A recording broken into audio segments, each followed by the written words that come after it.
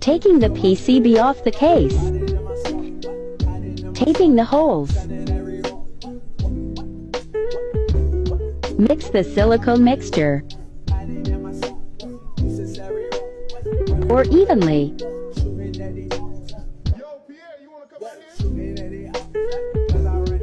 Peely peely.